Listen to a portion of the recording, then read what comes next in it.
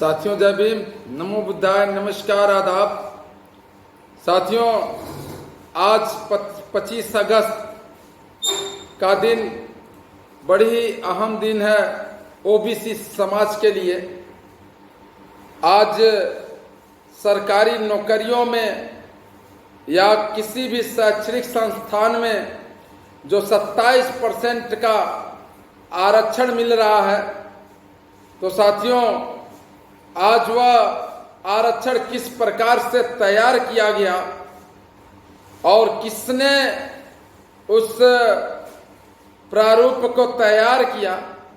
आज उस महापुरुष का जयंती है, 107वीं जयंती, यानी 25 अगस्त को उस महान पुरुष का इस धरती पर आगमन हुआ था।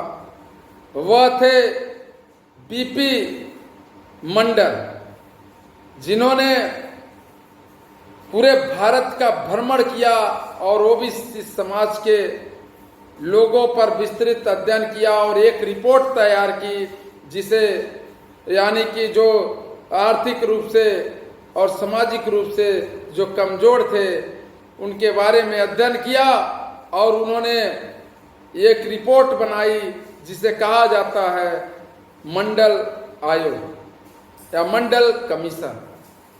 और साथियों तो मैं सर्वप्रथम बीपी मंडल साहब के चरणों में आज उनके जयंती पर नमन बंदन करता हूं और साथ ही मैं यह आप सभी लोगों से आशा करता हूं कि आप सभी लोगों को यह जाननी जरूरी होगी कि आखिर ओबीसी समाज को जो 27% का आरक्षण मिला वह किस प्रकार से मिला, किसने दिलाया।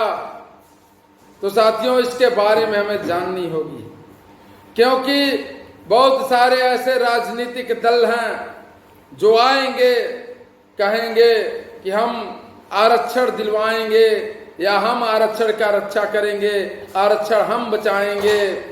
बहुत सारे हवाई वादे करेंगे साथियों, लेकिन उनके बहकावे में नहीं आनी है।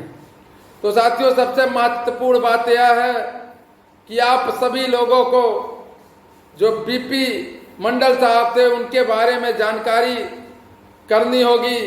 उसके बाद से किस प्रकार से यह रिपोर्ट तैयार हुई, देखिए बता दो साथियों, सन 1979 में यह रिपोर्ट बीपी मंडल साहब ने तैयार किया और 1980 में उन्होंने पेश किया।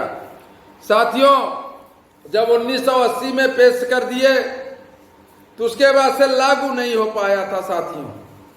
तो साथियों लागू कराने के पीछे माननीय काशीराम साहब का अथक प्रयास था।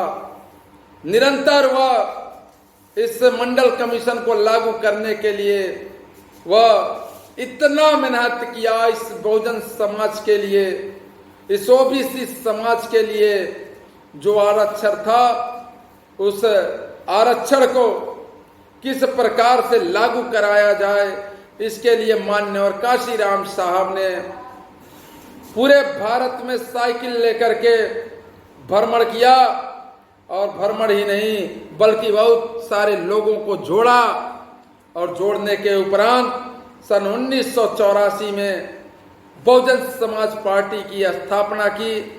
और स्थापना करने के बाद साथियों उन्होंने जो साइकिल लेकर के पूरे भारत में भ्रमण किया, लोगों को जगाने का कार्य किया, उनको इकट्ठा किया, उसी की बदौलत उन्होंने बहुत सारे सांसद जीते। और जीतने के बाद जब बीपी सिंह उस समय प्रधानमंत्री बने तो उसमें सबसे बड़ा योगदान बहुजन समाज पार्टी का था।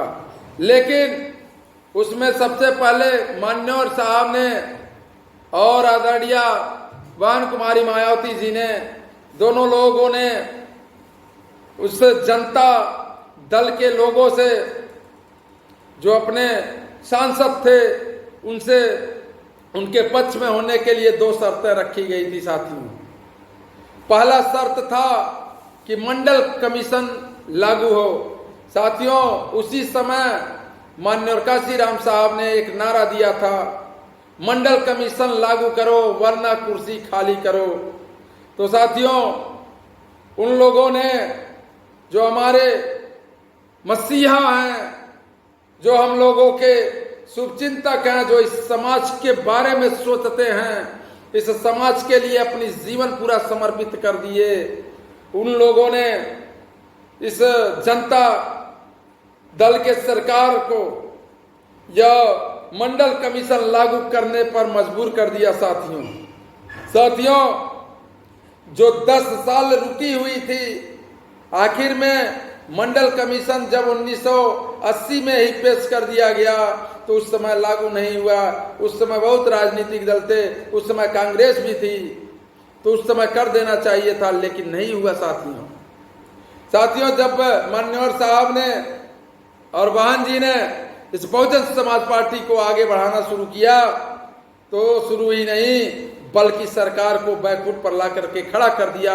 और खड़ा ही नहीं साथियों, इस मंडल कमीशन को, और दूसरा जो उनका शर्त था, जो बाबा साहब डॉक्टर भीमराव अंबेडकर जी को भारत रत्न से सम्मानित करने का, साथियों, यह 2 शर्त उनके सामने रखी गई थी। एक मंडल कमीशन लागू हो और दूसरा रखा गया था कि बाबा साहब डॉक्टर भीमराव अंबेडकर जी को भारत रत्न से सम्मानित किया जाए।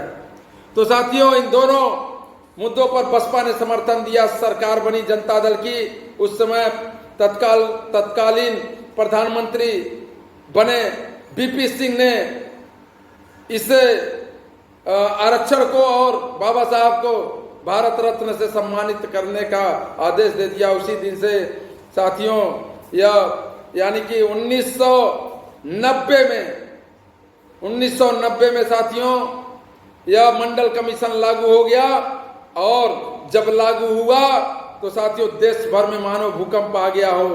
ताबड़तोड़ विरोध प्रदर्शन हुए, शैक्षिक संस्थानों पे अत्याचार किया गया, बहुत सारे जगह दंगे फसाद हुए साथियों, लेकिन वह अडिग रहे। और आज जो हमें ओबीसी को 27% आरक्षण मिल रहा है, तो इसको दिलाने वाला माननीय काशीराम साहब जी हैं, आदरणीय बहन कुमारी मायावती जी हैं, बसपा है साथियों। तो साथियों, अत्याधिक जानकारी के लिए हमारे इस महानायक चैनल G3 को सब्सक्राइब करें, शेयर करें, कमेंट करें, ताकि आपका यह छोटा भाई आपका आवाज बन करके ये आपकी आवाज ऊंचाइयों की बुलंदियों पर पहुंचा सके।